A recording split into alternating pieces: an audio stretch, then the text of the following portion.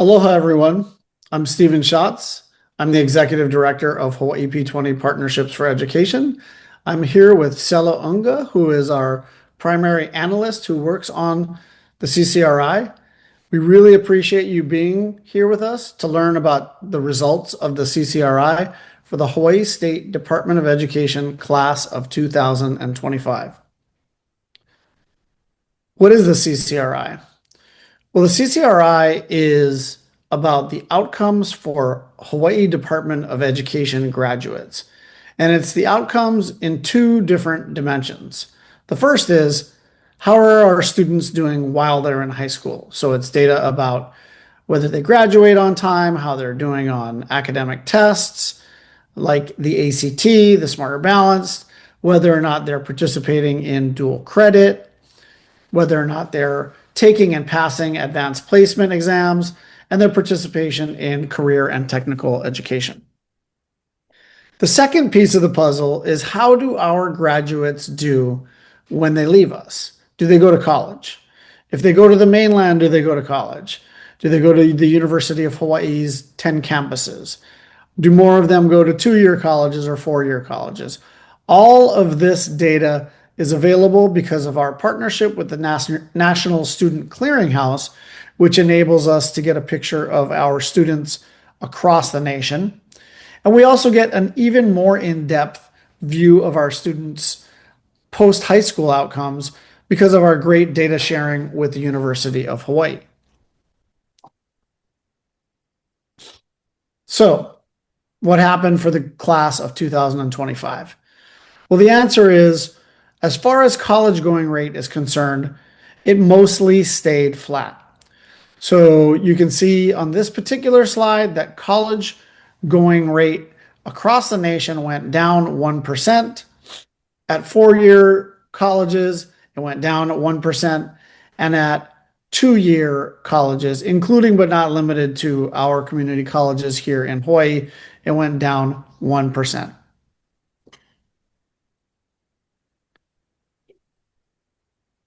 So when we look at the UH in particular enrollment, we see just a slightly different picture, which is a little bit of an uptick in 4-year college going rate to our 3 4-year institutions that are part of the University of Hawaii. We see a little bit down from the previous year in terms of our UH 2-year enrollment, and overall a slight dip from 34% going to any UH campus to 33% going to any UH campus for this past year's graduating class. But there's some good news that we are excited to report, and one of those is about the proportion of students who graduated from our Hawaii high schools who earn college level math and English credit by the end of their freshman year. So this is a really important metric because math in particular can be a real sticking point for freshmen in college. Many students who end up not staying in college or completing college, the first part of their struggle is passing that initial math class. And so we see an uptick, a good uptick, 2 percentage points from the class of 2024 to the class of 2025 in terms of those high school graduates who, when they got to college at UH, ended up with a college credit by the end of the first year in math. Now, if you look closely at these graphs, what you'll notice is that this increase is almost entirely the increase in students who earned those credits in high school. So this is mostly early college, but includes other kinds of dual credit opportunities. And so we're really excited about this initiative because what it means is students are coming to college having already completed those requirements. And those requirements are oftentimes the impediment to persistence in college and completion in college. So we're excited to see that the dual credit opportunities, including early college that we're providing, are thoughtful. They're oftentimes they are in math, they're Math 100 or other beginning math courses. And then on the next slide, you'll see something pretty similar in terms of a trend, which is 69% of our DOE graduates have completed their English requirements by the end of their first year. And you see in the light green here, the increase is almost entirely due to the fact that many students are arriving at college with English credit in their pocket. So again, early college, dual credit, even at times advanced placement. Good news here because the kinds of early college classes that we give to kids, they should be college credits that matter, that are transferable, and that help them to succeed along their journey. So really good news across the board here. The next slide here talks about college persistence rate. So this is the percentage of students who persist in college from their freshman into their sophomore year. This is great, and you can look at this data by the individual schools or complex areas that you're interested in, and we see it's the highest percentage on record. Again, this is the class of 2024 rather than the class of 2025 because we don't get the data on persistence until the year after their freshman year. So we won't have the class of 25 data until next year. But again, great news and probably related to the previous two slides, right? Because we know English and math success as freshmen can be really related to whether or not students are staying in college. So that increase in persistence may very well be related to the fact that we're having more of our students by the end of their freshman year having completed English or math credits on the college level. As we've been talking about dual credit, we see that more and more students are participating in dual credit across the board, and many more of them are earning 6 or more credits. So again, when we say 6 credits in the college world, that is usually equivalent to 2 courses, and we've been measuring this for years. So we're seeing now, much more than 25% of our students graduating from high school with some dual credit, and about 1/5 of them earning 6 credits or more. Our advanced placement test taking is also recovering. I won't say it's where it needs to be, but we saw a pretty significant decline, as you can see on this slide, during the COVID times. But one of the concerns about offering so much dual credit in early college is that what we didn't want was to do this and sort of cannibalize the advanced placement program, which has been a great program across the state for a long time.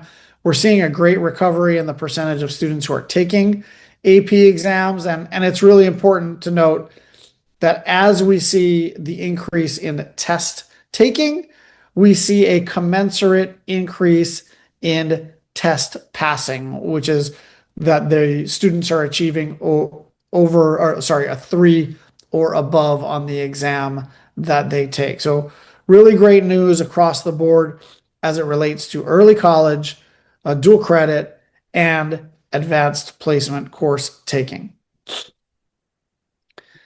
More good news on this slide. We see an increase in graduation rate, highest percentage on record for the state of Hawaii, and more students are graduating with some kind of honors related to their diploma. Just as a clarifying measure, when we talk about on-time graduation rate, we're talking about the percentage of ninth graders and who graduate on time within 4 years within their cohort. So this is not a measure of the 12th graders who begin 12th grade and then complete 12th grade.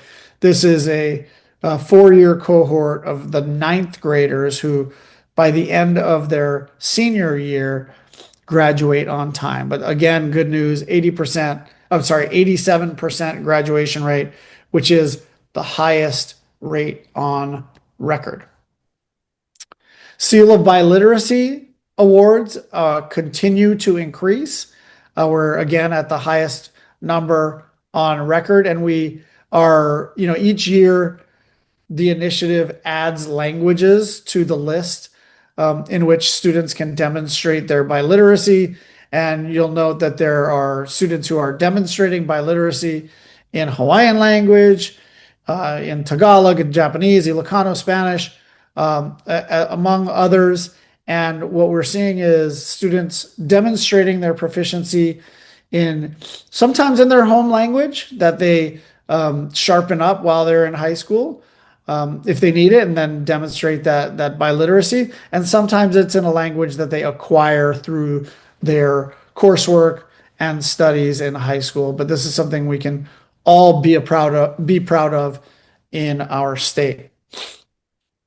Finally, as we know, we've been really working on career pathways and career and technical education, and we continue to see an increase in the percentage of graduates who are CTE concentrators.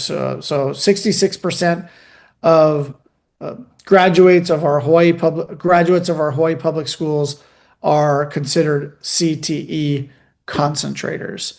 And I'll hand it over to Sela, but I will say before I do, all of this data will be available in our dashboards and our PDFs, and Sela will talk a little bit about that. And it'll be available at this level, but also in much more detail. The kind of demographic breakdowns that you would like, comparing schools, comparing outcomes. There's a lot of functionality in those dashboards that I want to make sure that you take advantage of. This set of slides is just the beginning of what should be your dive into this data. Thank you, Sela. Steve. Thank you. Um, so we've seen so many kind of good things that are happening as we are talking about the results for the College and Careers Readiness Indicators Report for the class of 2025. And I'll continue on and talk about our state assessments. Results from state assessments provide information about academic readiness of the graduating class in three key areas, namely English, language arts, math, and science. So our state assessments refer to the Smarter Balance Assessment, or SBA, for English and math, which are administered to our 11th graders. And then the science assessment, which is administered after students complete the required high school biology course.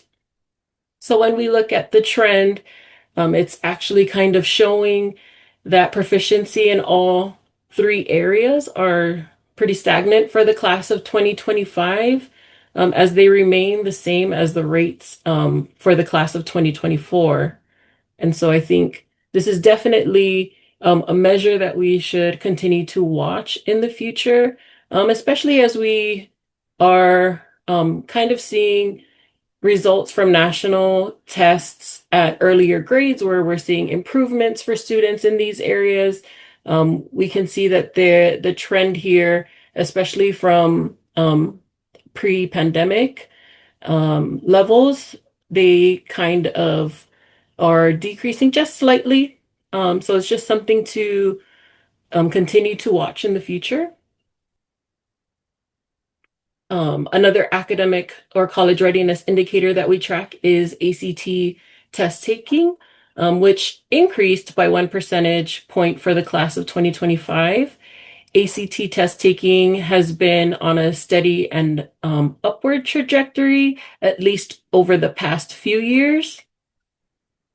On the other hand, the proportion of test takers meeting college readiness benchmarks in English and math, we can see that for both of those areas, they decreased while remaining steady in science. So this is kind of another metric that we might want to continue to watch and pay attention to. And sometimes a little bit more context might be helpful to interpret some of these results. And Steve has been mentioning the dashboards. And so I do want to kind of switch gears a little bit so that we can do a little bit of a demo navigating some of those dashboards, and specifically using a process mainly for those of you who might be new to the CCRI, who are just discovering kind of this report and the dashboards, who are maybe a little bit uncomfortable using and interpreting data. So I have a kind of easy process that you can step through to kind of familiarize yourself with the data, with the dashboards, and feel comfortable about some of the numbers that you're looking at. And so I provided these 8 steps here, and what I would like to do is kind of step us through um, each of these things using our data dashboards. So let me quickly just move over to our website, which is I posted here, hawaiidxp.org. Um, and if you go to this link, it will bring you to our homepage here. Um, and if you click on the data and publications tab and you go to college and career readiness indicators, summary reports, it'll take you directly to those reports. And I kind of want to start out by going through step number 1, which is when we're looking at some of this data, the best thing to do is to start with a question. So before diving in, let's think about what is it that we want to learn. And so, for example, for this demonstration, the question that we are going to use is, of the students who graduated from my school, let's say I'm a principal, and I'm interested in looking at the results for my school for the class of 2025. My question is, of those who graduated, how many enrolled in college in the fall? And so we, through this presentation, have showed you some statewide results. Um, and this will kind of help us step through looking at the data at a more detailed level. So we started with a question. Step 2 is to choose the right dashboard. For this process, what we're going to do is we're actually going to step through each of the dashboards so that you can kind of see how framing one question can allow us to kind of step through each of the dashboards and see what each one has to offer. So let's just use IAEA High School as our example. So if we're looking at our school and we want to know how many enrolled in college in the fall, we can go to this report here, and this basically is a PDF kind of version of the report, and it just shows the numbers and percentages. If we go to this section here, nationwide college enrollment, it'll show us that 57% of our graduates at IAEA High School went to college in the fall after graduation. Um, and so this dashboard is kind of a report looking type of dashboard. If we wanted to learn a little bit more about perhaps the demographic profile of our graduates, we do have a dashboard here, and each of the dashboards kind of provides, there is a description of the type of information available on these dashboards. So if the graduate profile is something that we're interested, meaning, what do our graduates look like from our school? This dashboard allows you to see that information for your high school, and you can also select a comparison, whether that's the statewide level, or if you're interested in looking at it in comparison to your complex area or the county. All of those kind of levels of detail are available for you to perform kind of a comparison in that way. So we can see what percentage of our graduates were female and male. What is the breakout by race, ethnicity, by economic disadvantage status, English learner status, and special education status. So if that's something that you're interested in, we do have this information available. And if you want to look at it by a trend, you're also able to do that for your high school by it will provide the counts here at the top, the trend, as well as whichever disaggregation you might be interested in looking at. So of the 5 that I mentioned before on the first page, that will be available for you to look at in a 5-year trend.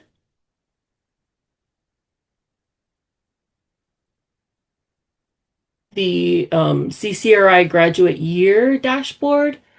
If we are again looking at or thinking about the question, how many of our students enrolled in college in the fall, this dashboard can help you to kind of compare that same information to other high schools in the same graduating year. So if our interest is the class of 2025, we want to look at our college enrollment rate, and we specifically want to highlight our high school of interest. We just click on these specific buttons, and here it'll highlight your high school, and you can see kind of how it compares to all of the other high schools. And again, you're also able to view this metric in a trend format. So if college enrollment is your interest by IAEA High School, um, definitely that's something that's able to view in that way. So that is actually what we're going through as part of step 3, which is selecting our filters. So we selected filters for our metric of interest, for our high school. Specifically, we want to look at the trend. Are we seeing anything interesting as we're looking at these trends? And that's part of step number 4, looking at the numbers. We're taking a moment to read what the dashboard is showing, and we're asking ourselves questions like, is this higher or lower than I expected? Is the trend something that I expected? Should I be focusing in on something, a year of interest or the trend overall? And again, step number 5 is comparing. Look at your high school or your school and how it compares to either other schools or the complex area statewide average. Here, we can only compare to other high schools, which is what this dashboard shows us quite easily, where our high school falls in comparison to other schools on this specific metric.